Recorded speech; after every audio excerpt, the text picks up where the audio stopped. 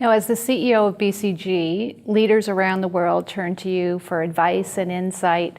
What would you say to your peers who are not as far along on this journey of diversity and inclusion? What advice would you give them? I would highlight four things. One, it's so important to treat this like any other business priority.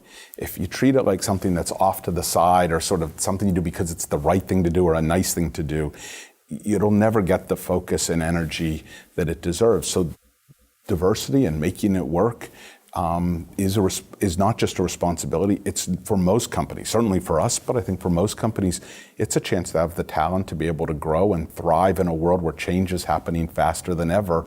And every study that I've ever seen says more diverse environments create more challenge to the status quo, more innovation. How can that not be a priority, a business priority for every company? Second, it's got to get men engaged and involved. I mean, it cannot just be that the women there are supposed to help women succeed. So most CEOs are men, most leadership teams in most companies, not every company, are men. And the responsibility of leadership is to have everybody realize why they own this issue. The third is to tailor what you do specific to your business situation. Of course, there are best practices from many companies to draw on.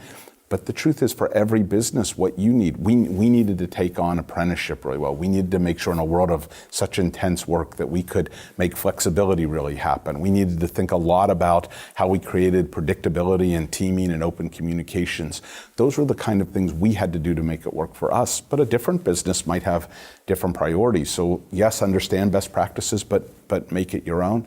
And the fourth is you have to measure and you have to have goals that you're really committed to, that you're willing to talk publicly about, you're willing to stand up and say, we're not as good as we should be, but here's what we're trying to do. Rich, thank you very much for letting Catalyst shine a spotlight on the great work that you're doing at BCG, for being a Catalyst CEO champion for change, and for your commitment to driving diversity and inclusion. I also want to thank you. We've had the privilege of working with Catalyst for many years, but particularly in these recent years, we've been so impressed with our ability to work with a group like yours that is so committed to building the ranks of women in leadership across many companies and industries, the chance to contribute, but also the chance to learn.